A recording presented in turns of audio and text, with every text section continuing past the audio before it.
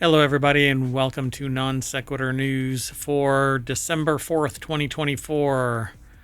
I am Mayor Watt, and along with the sentient AI from the future, we're going to be talking about these 10 articles. Destroying the ISS hurts the Earth, a beetle in a Gogon, 50 pairs of stranger's glasses, a car-sized drone over Jersey. It's not a book.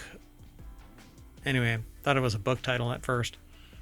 Attending a funeral, a mystery disease in Congo, $4.25 billion worth of meth seeing Starlink, China blocks a shipment of rare earth minerals to the U.S., startup screens for cancers, and leaded gasoline, and the boom of anxiety, depression, and ADHD, and I think sociopathy.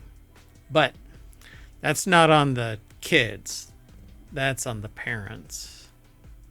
And by proxy, the kids. Well, anyway, let's get into it.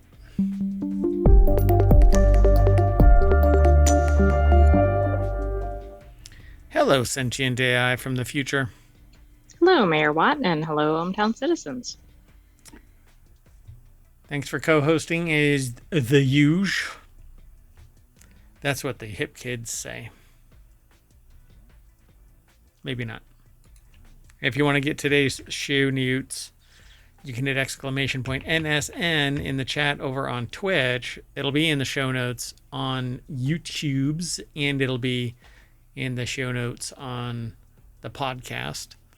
And whenever I get my lazy butt going over on the Patreon, all of this stuff will get migrated over to the Patreon too. But you can help us out by subscribing here on twitch.tv and follow us on YouTube. We're not partners over there or anything. And it'd be great to see you here in Twitch and YouTube chat. Wouldn't that be great? Wouldn't that be great? Wouldn't that be great? That would be. Let's get into it. First article is over in Non Sequitur News. Experts worried that destroying the space station will damage the Earth's environment. NASA is gearing up to slowly lower the orbit of the ISS, the International Space Station, until it burns through the Earth's atmosphere and drops into a living room in southern Florida. Yeah, that's what it's going to damage. The title was modified from experts worried that destroying the space station will damage George's living room and the roof that's protecting it as the ISS smashes into a southern Florida house. Like so many battery packs. So the agency and other says, space junk. And other space junk. Oh man, Florida home and other space junk. That's next on Netflix or Disney Plus or something like that, right? So the agency says the space station. I haven't had enough sugar. The agency says the space station's demise will be low risk, but other experts aren't convinced. As Space.com reports, having a gigantic chunk of metal and other materials burn up in the atmosphere could release harmful chemicals that could hurt the Earth's protective ozone layer, which I think is rather absurd considering we are always having external things deorbiting into Earth. Yeah, I mean, and I'm sorry, but we don't seem to care about the ozone layer any other time. See, but I just don't see this, right? I mean, asteroids, meteors are hurtling. In fact, no, I think I vetoed it. There was another one that landed in I don't know, or it came through Russia or something. I can't remember. But it's happening all the time, and sometimes we don't even see it because it's in a place that we don't even know, right? Antarctica or Arctica or whatever. Right. That was an asteroid. It was in the last 24 hours in Non Sequitur News. It just blew right on through the Earth's atmosphere or something like that. And we have other things. I witnessed one in the security cams that protect the mayoral mansion that I watched as a meteorite, hit the Earth. Dummy. Sorry. I know you didn't touch my mannequin. There's No, it's a Van Halen. Um, anyway, non sequitur. This is non sequitur news, and my brain just went right off the track. So the article is over at futurism.com. It's put together by Victor Tingerman. And this whole hunk of junk here, which isn't really a hunk of junk, it is a leaky sieve of junk, though. And it has a bunch of people on it. It also has weird odors. Weird odors and a tomato maybe floating around still, and mold on doors and all kinds of shit.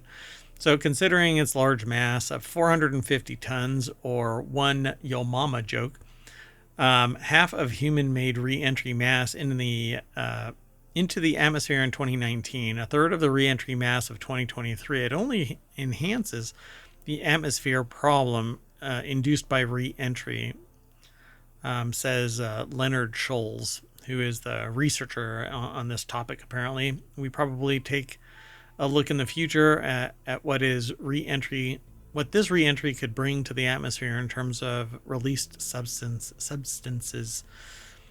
But what is really in it anymore that would be a released substance that isn't terrestrial to begin with? They found that satellites such as SpaceX's constellation of Starlink satellites burn up in re-entry. They may inject harmful pollutants such as aluminum oxides into the upper atmosphere. Aluminum oxide, aluminum rust.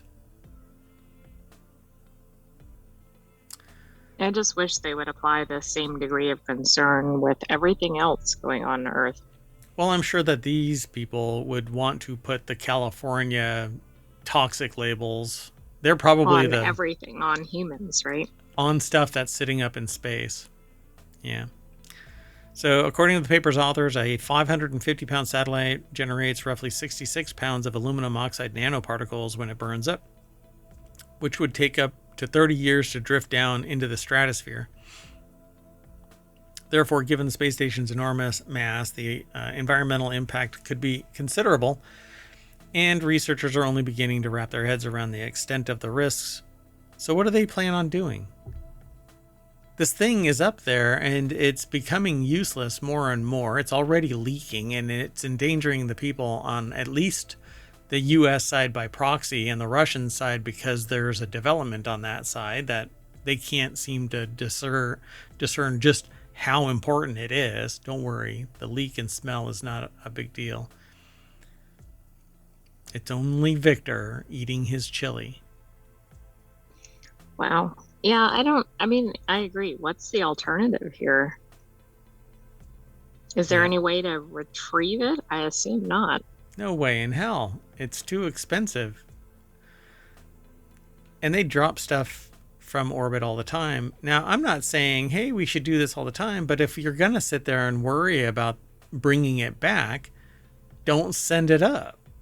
And you can't leave it there, because it's going to be the, Red's junkyard sitting up in space, killing things. When we do send something up, it's going to become a low Earth orbit minefield.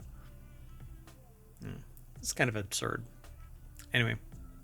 I think part of the problem is when it was first installed, for lack of a better term, they probably didn't even know about half the things that it's going to release, or they didn't know that this would do it. So that's part of the issue. Probably they didn't. I mean, if they're releasing a new ISS now, they need to be factoring that in. Like, what's the exit plan? Yeah, they've known what aluminum oxide is since aluminum was first manufactured, and somebody detected that it comes from, an oxide, a rust already. I mean, aluminum is manufactured from an oxide. Anyway, let's keep moving. This next article is over on the Marble channel. X-rays reveal a tiny 19th century beetle embedded in a Paul Gauguin. John Jacob Guggenheimer Schmitz. Anyway, it's a painting. The new analysis of the artist The Little Cat has uncovered a wealth of new information about the strange artwork, including the 1 millimeter long creature that's sitting in this article. Julia Binswanger over at, that's right, I said it, Julia Binswanger, put an article together for Smithsonian Magazine, smithsonianmag.com. A new analysis of the artist, The Little Cat, has uncovered a wealth of new information about the strange artwork. And this is it. How do we know that the painting isn't named after the, what is it, a beetle? Oh, right. Yeah, it is a little beetle, 1 millimeter long beetle. It could be. So is the cat looking for, where is it on the thing? Okay, so it says the researchers aren't sure what kind of beetle it is, as they tell ArtNet's Eileen Kinselum. It is lying on its back. The head and legs are broken off. The analysis also revealed the little cat was originally a part of a larger Gauguin painting, or Gauguin painting. Museum experts found the threads around the canvas had been cusped or stretched into arched shapes on 3 of the work's sides. The 4th side bears no such marking, suggesting that the canvas was cut off at the right side, possibly by Gauguin himself, according to a statement from the museum. So, way to stretch the facts. This could have been done. Maybe he just ran out of materials or time or any number of things. Maybe it wasn't a larger painting, but it's just a larger canvas, a larger source material that on to which it was painted. So they painted the little cat in 1888 when he was visiting Vincent van Gogh in Arles, France. The artists lived together in the now iconic Yellow House during a turbulent 2-month period. Discussions about art became more frequent and sometimes heated. Van Gogh's museum website says Vincent found it important to work from reality. Gauguin painted from memory, from his imagination. All right. So there's a whole lot more over at this article. I think it's really interesting, though, that now there's a little beetle in there. I don't know if they'll ever be able to get any information from it beyond what it is. But it already... Why couldn't they get DNA, assuming they could do it without ruining the painting? Right. That's about it. Somebody's going to say, I don't want you tampering with this, but it has already cost the beetle its arm. Well, I feel like leg. the cat already got the beetle based on the state it's in. Yeah, I wonder where the beetle is in relation to the cat. Was the cat painted in such a way that it's trying to catch the beetle? That'd be kind of funny. That would be neat. I wish they would say where it is. Yeah. Let's keep going. The next article is over on the Mobile Channel. Moped riding thief busted with 50 pairs of strangers' glasses. 49-year-old man in Tokyo was arrested for snatching glasses straight off of people's faces while he was riding around on what appears to be an electric bike. He sounds like some 21st century folkloric trickster demon, but alas, he is not. He's just a 49-year-old man with a thing for glasses. And I have to tell this story because I got pulled over once. And I had been I don't know, pack mule for a bunch of... so I was the chaperone for a bunch of women. And we had all gone to a bar, and they had put everything in my car, passenger seat. And so there were about 8 purses there, a couple of other bags, that would just be bags, and it was safe in my car, tinted windows and all that. Well, I got pulled over, and it was late at night. And so the cop walks over to the passenger side, and I had rolled down the window because I saw them coming. And so I'm sitting there with my hands on my steering wheel going, well, this is going to be awkward. And the guy leans into my car and goes, "Are all those yours?" Yes, sir. Yes, sir. No, I'm the pack mule. I'm bringing all these to the house. But everybody else is in the car behind us, and the cop's like, "Oh, okay." So he walks back and asks them, and then he walks back to me and goes, All right, never mind. And just sends me on my way. That was lucky because I'm sure a lot of police would have looked at that and thought, I totally we have a draw a lot weapon of on you. reports of stolen purses in this area. It was weird. So, all right. Well, anyway. So imagine being busted with 50 pairs of strangers' glasses. So Louis Prada over at Vice.com put this article together. Authorities say that on September 2nd, the suspect approached a pedestrian in their 20s under the guise of needing directions. As the man was about to offer directions, the glasses thief struck. Pardon me. Snatching the glasses off the poor stranger's face. The glasses were valued at, and when I see this number, I'm like, oh my God, but it's actually 20 bucks. Exactly. But in US dollars, that's pretty low. Yeah, 3,000 yen, which is only about 20 US dollars. Still, as a glasses wearer myself, being out in the world without my glasses is a frightening experience, and hopefully these weren't prescription glasses, but it says here it feels like any step I take is liable to be the one that plunges me down an open manhole. Doesn't this seem like maybe the most difficult thing to steal from somebody? Like, is this a challenge or something? It's silly. So in the glasses thief's house. Yeah, okay. So weird. Anyway, in the thief's house is what they should have said. They found 50 pairs of glasses that the cops suspect were also stolen. Whether or not they were stolen directly off the faces of the people wearing them as the thieves carried away, tee-heeing in the distance with an impish mischievousness is unclear. No, he's a thief. Quit making this something, entertaining. This is a level of scumbaggery that doesn't rise to the level of other people's scumbaggery, but this is still scumbaggery. And that, I think, should be a legal term. You have been charged with 50 counts of scumbaggery. I like it. Yeah, I mean, this is kind of a big deal for somebody who really needs their glasses. Yeah. And it only gets worse when you get older. All right. Well, anyway, there you go, folks.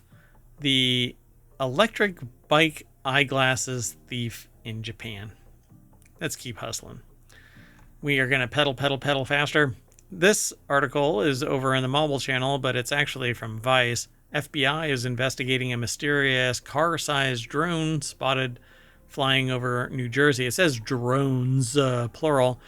They say, I don't know about you, but somehow they ended up on the UFO side of TikTok. And as a New Jersey resident, they're feeling a bit unsettled by the recent suspicious drone activity. Do we think these are weather balloons that are bus-sized? Well, they're car-sized. So they're baby bus-sized Chinese surveillance balloons. So if you missed it, there was a prediction made by the person that has made other predictions, like the election and stuff like that. And one of the predictions was that on December 3rd, yesterday, there was going to be a UFO invasion. But as I can attest, I was not probed, or I don't know, maybe I'd have a smile on my face. Or UFO'd? I don't know. Or UAP'd. I mean, I UAP'd earlier, but I didn't see any UAPs. And I think that's an invasion of privacy. Well, anyway, so you got to ask first. Since mid-November, large mysterious drones have been hovering over New Jersey, alarming residents and perplexing officials. While both the FBI and Morris County Sheriff's Department insist there's no known threat, but there's a shit ton of unknown threats. Right, we have no idea what this is, but don't worry. Just go back to eating your mashed potatoes. Well, it doesn't mean that there isn't an unknown threat, so they kind of buried the lead there. Or I jumped the gun. I don't know what you want to call it. At least that's how the author's brain interprets it. So the article is actually over at Vice.com, written by Sammy Caramella. And there is a video. So I'm going to play it. I think it's muted, but we shall see. Hold on. No, it's not. Now it is. And I'm going to skip that. Right, and all those lights in the sky that you see there, see those lights? Those are apparently drones as well, they say, seeming to fly in a V formation. Okay, so I watched this in a different context the other day, and those actually look like they have colored lights on them. So I don't know if they're actually. These look like domestic drones. Yeah, they do, but they don't sound like they're at the right scale to be a normal drone. Yeah, they're big, but that would make them illegal. And so I think not just the FBI, but FAA and others are probably interested in exactly what's going on here. I'm just going to pause that. So while these drones may not seem like a huge deal, officials are concerned because of their proximity to the election. What the hell? Why is this an electoral thing? How stupid. Anyway, not to mention, it's not exactly comforting to witness several UFOs in the sky. Okay, but they're not UFOs. They're unknown aerial phenomena. They're not aliens. At least that's how it sounds. We Is don't that know who's piloting these. nobody knows what they are. So it says they want to detect, quarantine, and transfer UFO data away from the public, is what it says at the end of this sentence. But recent hearings about alleged classified programs working to detect, quarantine, and transfer UFO data away. Except that's not what's happening. They're actually talking about it more than ever in a way that is pretty fascinating because from experience, it has not always been openly discussed, and nobody in the government has ever discussed it with the level of discussion that's taking place right now. I don't get it. Anyway, I find it really neat. I'll be following it because I want to know what these actually are. These look like domestic drones because it doesn't look like anything else. Right. I wonder if somebody, like an engineer or something, built a mega drone, and that's what these are.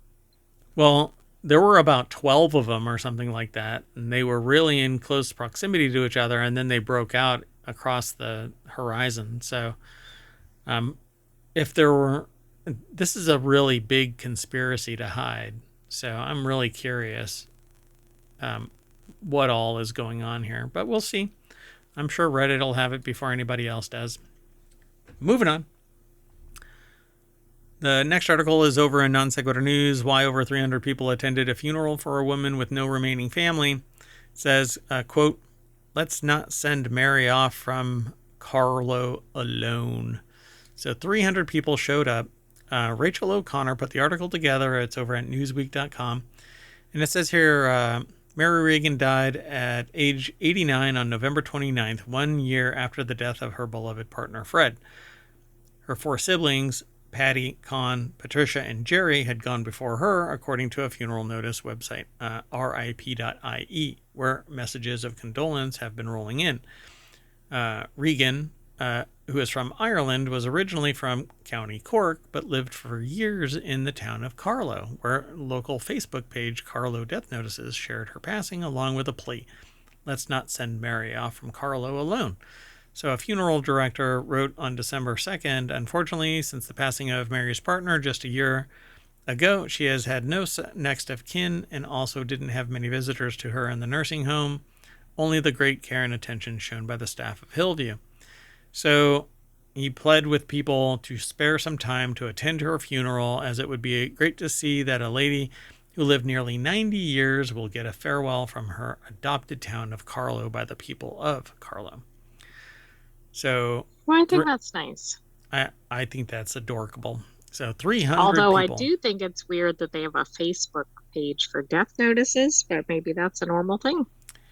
It actually is in journalism. There's a whole thing where you do bios for For the obituaries or for the obituaries. funeral homes. Yeah, and you're basically tasked with doing the obits. And so you do the background check and all that kind of stuff, write a story about people who have passed, or work with people who are posting, so and so passed away and leaves all of this. Me, it's going to read,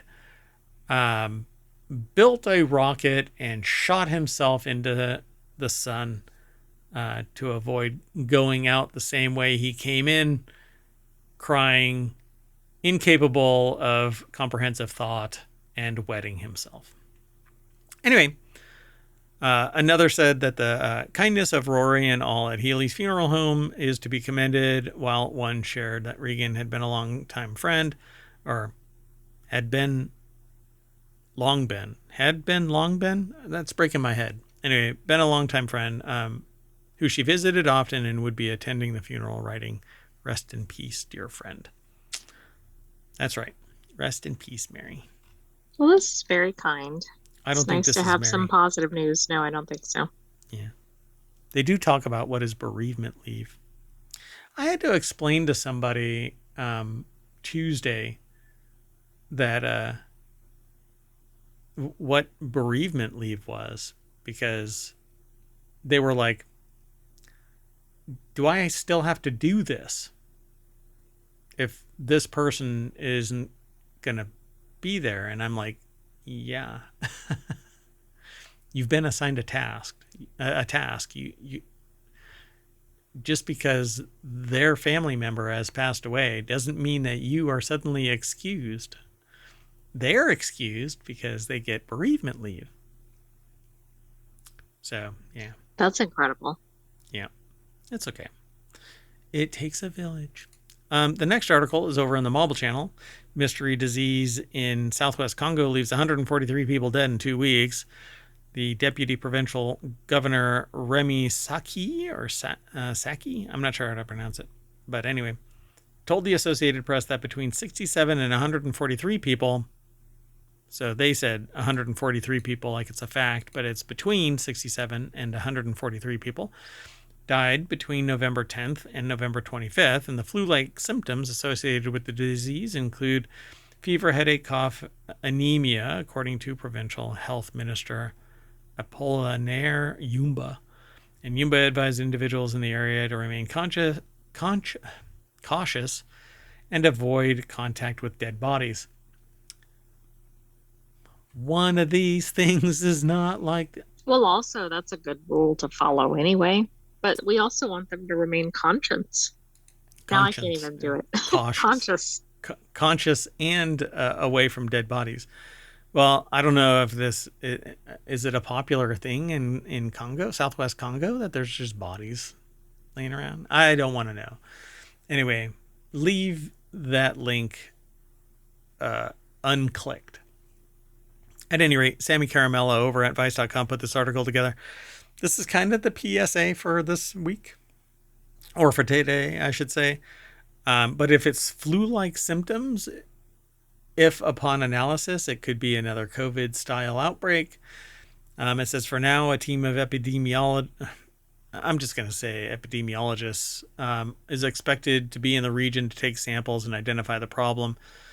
Saforian Manzanza, a civil leader in Congo, said that the situation is concerning as the number of infected individuals continues to rise without any sort of clarity on the disease, with limited treatment options available. Mask up, baby, and start giving everybody a vaccine. Let's just hope that there isn't. Well, they have to figure out what it is, but yeah. It's the flu. Start with that and start juicing people, Anyway, The Guardian also reported that women and children were most impacted by the disease, according to local epidemiologists. So I will immediately identify as a child to avoid getting this, right? That's how it works, right? If you don't test, then there's no problem. And if you know that it's impacting... Wait, they're the most impacted. Okay, so I don't identify as a woman or a child. That's why I was puzzled. Yeah, I just realized that I said it the opposite. I don't want to get this, so I am not going to identify as. So any children or women out there, identify as something else. Quick. Like, do it. And then you'll be saved from it. That's how it works. It's a miracle. It's a miracle. Anyway, stay healthy, everybody. Unfortunately, the historical record of many countries in Africa is that their resources were ripped away from them and they didn't benefit from internal growth. It was all extracted and the people suffer over the history of their existence. Right. And they don't have access to adequate medical care, preventative care, etc. Education, technology, innovation, et cetera, et cetera, et cetera. And just so, because the way that the world works is not just a line, okay? It's much more holistic. ohmTown centers on science, technology, and society, and the discussion and merging of those three main domains. There are people that have said to me when I say things like, well, all of the resources that were ripped away from them for hundreds of years, and then there's infighting and so on, and tribalism and stuff like that, blah, blah, blah. They go, well, they've been doing that for thousands of years. And I go, that is no excuse for what has happened in modern times. Anyway, let's keep moving. The next article is over in Non Sequitur News. Drug smugglers caught with $4.25 billion worth of meth, and they were using SpaceX Starlink for navigation. Hey, you got to be tech savvy, I guess, if you're in the drug smuggling business. Oh, police in India have a bone to pick with Elon Musk after they say drug smugglers. Well, Elon Musk doesn't know who's doing stuff, but what's really weird about this is when it came down to Ukraine, oh shit. Suddenly people knew. I mean, maybe he does know, depending on, I don't mean he's involved in this, but just, I don't know what the data access is at Starlink. He looks at every single subscription. He knows the subscriber's name. And their names are like drug smuggler 123. That's right. And he's like, I'm sure they're misunderstood. Anyway, so as Reuters reports, and this isn't from Reuters that we got it from, it's from Futurism. But anyway, as Reuters reports, police in India's remote Andaman and Nicobar Islands are requesting information from the SpaceX subsidiary after discovering smugglers used its internet services to navigate its waters. The discovery was made after police looked through Myanmar-based boats that had docked at the islands and found 13,000 pounds of the crystallized drug, estimated to be a value of $4.25 billion US dollars, along with the seized meth. They also found a Starlink mini device to access the internet and tracking. So Noor Al-Sabai put this article together for Futurism.com in a segment they call The Bite. The fighting _bite. Because there's an underscore right there. Anyway. Yes, I know that, but people in the podcast probably don't. That's right. So this is different because it is bypassing all the legal channels. As drug smuggling usually does. Drug smuggling does. It's not bypassing navigation. I think they're talking about like the Starlink piece of it, but it does sound funny. How does that bypass legal channels? Starlink is a legal channel. Because it probably says something like, to use Starlink, you're not going to commit illegal activity. I don't know. Right. It's like that one form that says you won't seek to overthrow the government. And you know that everybody who's going to overthrow the government is like, oh, hell, I'm not signing. I'm not going to check that box. I'm going to cross that out and say, check, I am going to. Nobody does that. Anyway. And even when they do that, when they check that box saying that they're not trying to overthrow the government, they are, because we have evidence of that. Anyway, 6 Myanmar nationals were detained after the drugs were uncovered, and according to ranking Andaman police officer Hargo Binder S. Deliwal, pressing Starlink for information will help bring the dealers behind the international scheme to justice. Yeah, I really doubt that there's going to... This sounds like a TV show. Oh yeah, it's like blacklist. Um, so it says this is different because it bypasses all the legal channels. No, it doesn't. This is the first known time a police force has requested information from the Musk-owned company regarding drug smuggling, Reuters reports. The issue seems compounded by the fact that India doesn't yet have Starlink access as it wades through regulatory red tape. Oh, so Starlink might be actually illegal in India, Okay, this is making more sense. but it provides internet coverage in international waters to maritime subscribers, and the company also asserts that it seeks government approval for territorial waters, which may well have been what the smugglers traveled through during their boat voyage from Myanmar to Andaman. The thing I mean, I'm about it, though, sure the smugglers stuck to the Starlink boundaries, don't you? I, I really doubt that it's like a hard line, the signal That's what I mean. drifts. Like, they probably went into the prohibited area, but since they're drug smuggling, they might not care. They called the officials and they're like, hey, we're in your waters. Come and arrest us. We'll wait. Hey, we don't know. They're very thoughtful, conscientious, and conscious. Anyway, next article. Let's move on. The next article is over in Non Sequitur News. China blocks shipment of rare minerals to U.S. What to know? This article says it's from Newsweek, so I'm not sure about just how much information is going to be there. But China's ban on critical minerals include gallium and germanium and metalloid and antimony and metalloid antimony, all used in manufacturing semiconductors. So, the tariff plan's stupid, right? Anyway, China kind of has a lock on rare earth minerals, rare earth metals, and minerals. And yeah, the U.S. is going to get absolutely decimated. Hugh Cameron put this article together. On Tuesday, the Chinese Commerce Ministry, by the way, China has a managed economy. It has been selling products to the entire world through countless companies, all part of the CCP, and the money all funnels back for decades. Do you really think that they're going to suffer from tariffs? That's not how it works. And every country and many people inside the US are going, no. Consumers are going to get pile driven with prices. Anyway. By the way, I read something funny that there is a scene in Ferris Bueller's Day Off that talks about tariffs. And anyway, Anyone? it's just getting renewed attention. Anyone? Yep. The Smoot. I can't remember what it's called. The Bliley-Smoot Act.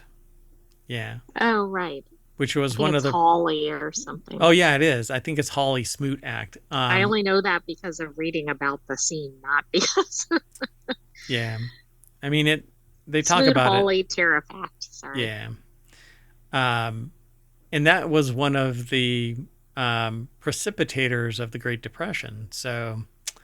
Yeah. Yeah. I mean, there's some serious dumb assery coming.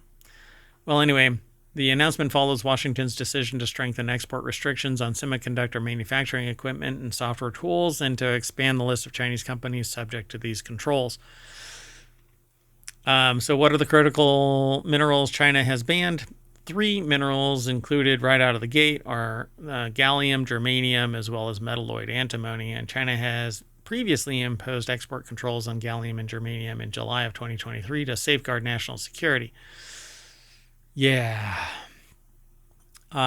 So what industries are going to be affected? Pretty much tech. So if you're going to get something, you better get it now. But with this already out in the market, the channels already knew about it.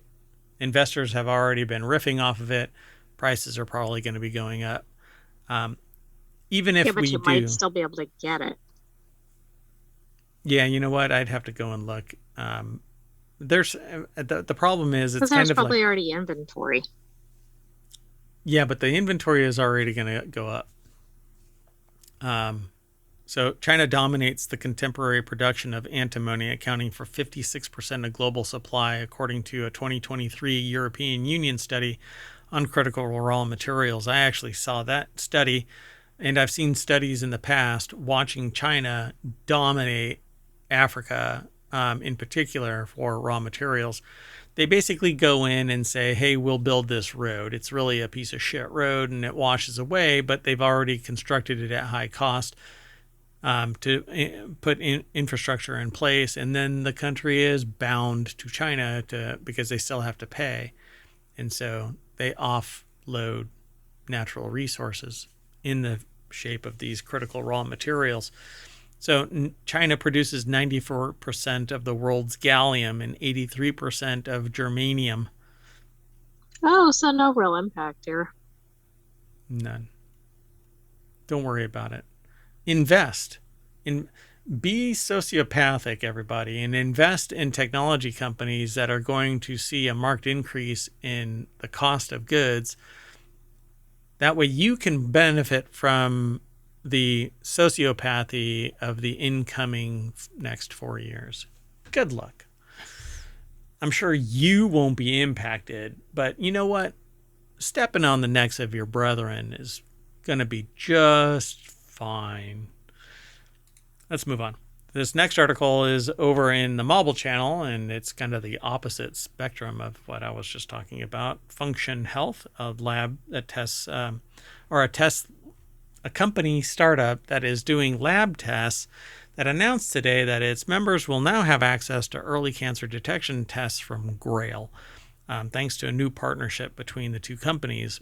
Well, Bruce Gill over at Quartz or QZ.com put this article together, and it says Function Health has partnered with cancer test startup Grail. And Grail says that it has the ability to detect something up to 50 or over 50 different types of cancers with a simple blood draw. And it's not like Theranos, where a little drop. No, it's a conventional vial. Go ahead. This is actually a really big deal if it's accurate because there aren't blood tests for a lot of cancers. Yeah. So Function Health, which launched in 2023, aims to help its members live 100 healthy years. The company offers 100 lab tests that examine heart, liver, kidney, and thyroid health, as well as other issues like nutrients and stress. A yearly membership for the program starts at $500 a year. Since launching nationwide, the company has amassed over 100,000 members. With this new partnership, Function Health members will have access to Grail's Gallery test, a first-of-its-kind multi-cancer early detection test that screens over 50 different types of cancers with a simple blood draw. If I were not a betting person, and I am a betting person, so $1, I bet that I will be signing up people for this. Doctors typically test for 5 types of cancers because they're the predominant one. However, about 70% of cancer deaths come from the types that don't currently have proven screening tests. You basically have to wait until there's chemical indicators that are outside. Which is sometimes too late. 70% of the time too late. So in 2024, cancer is expected to affect over 2 million people in the U.S., with more than 611,000 people dying from the disease, according to the National Cancer Institute. That number seems actually really low, doesn't it? The 2 million sounds low. The 611,000 sounds high. Correct. But since I am not a, cancerologist? Oncologist? The 2 million seems really low because if you look at cancer rates, a lot of them are like 1 in a small number. And so it seems like that number should be higher just based on the US population. Yeah. So if you're like, there's X number of people here, is it only 1% that have cancer? No, not even. It's way higher. So we have 330 Some of the rates million. are like 1 in 8. Yeah, we have 330 million people. That's why I don't understand that number. Like it should be like 200 million or 20 million or something. Not 200 million. Hold on a second.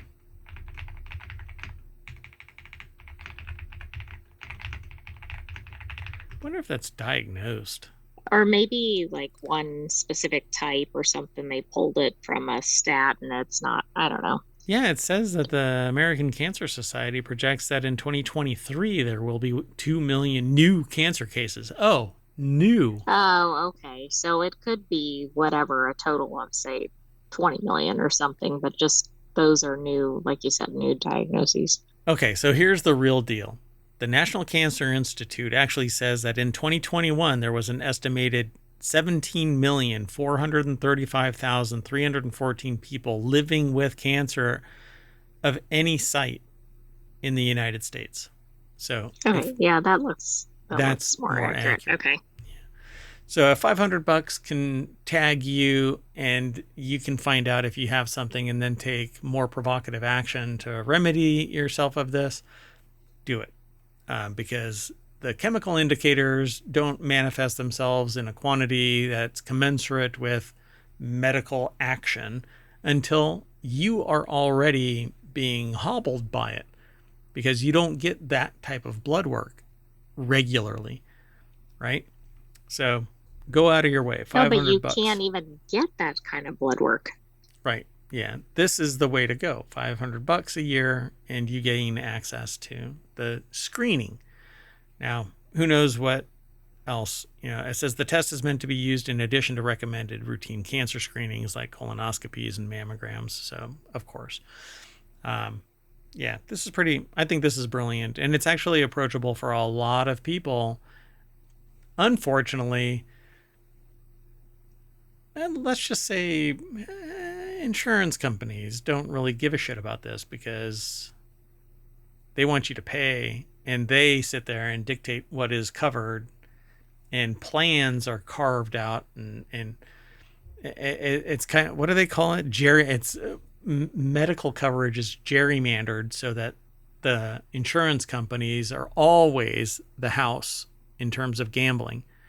And if the actuarial table says, sorry, you're going to cost us too much in the long run, they'll punch your ass right out of the plan. They'll just go, sorry, we're canceling your coverage, which I think is so, there's sociopath and then there's psychopath. You have to be freaking psychopathic to sit there and punt somebody. I mean, you are personally a scumbag if you do that. Oh, would you be charged with scumbaggery? You would be charged with scumbaggery. Yeah, crimes against scumbaggery. Anyway, so this is cool. I'll be looking into it. Got to put this in wanted. All right, which is one of our shows. Anyway, the next article is over on 4-Wheel Tech, which is also one of our shows. My God, it's like we're full of shows. I mean, you just have to stay tuned. You can see all of these. These are just previews. Yep. So this next article is over in 4-Wheel Tech. Leaded gasoline may have caused a boom in anxiety, depression, and ADHD. And I need to grab something real quick. So hold on a second, because I just want to say the name of something. So I'm going to start out right out of the gate with saying a name of a book and the author. So there's a book by Bruce Cannon Gibney. It's called A Generation of Sociopaths, How the Baby Boomers Betrayed America. This book is kind of something that I stumbled upon while I was doing research into the rise of sociopathy, and a few other adjoining tertiary indicators that pointed me towards this. And I basically have come to the conclusion that sociopathy is a nexus of a bunch of other traits. And they say in this book that research suggests that leaded gasoline may have caused sociopathy because it's a heavy metal, and it's basically, and one of the side effects of this is of leaded paint, and leaded gasoline, and just lead in general, because it's in our pipes and stuff like that. And it used to be in other places.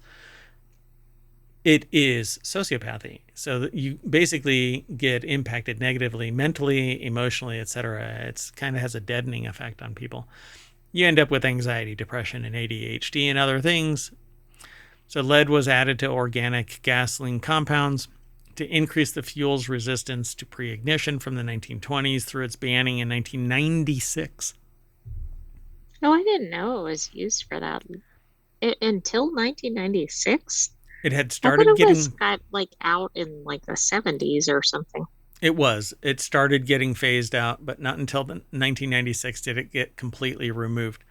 Lead exposure reached its peak in the 60s. Scientists always knew that the heavy lead was a seriously bad thing for humans to to be near, breathe in, work around. So in the 70s, they actually started phasing it out. In the 70s, the scientific community came together to confirm that even trace exposure to children with developing brains could be detrimental to their development. It took over 2 decades to get the additive banned from highway gasoline. So a team of researchers has concluded that around half of all Americans alive in 2015 were likely to have been exposed to damaging levels of lead in childhood. And their newest study points to lead being the direct cause of around 151 million cases of psychiatric disorder, including anxiety, depression, and ADHD. That's like 50% of the US population. Assuming each person only has one case, but okay. Look around. Including schizophrenia.